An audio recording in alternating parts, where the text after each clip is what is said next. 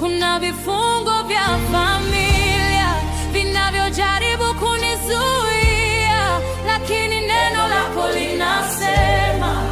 kuna nguvu iliyokuu,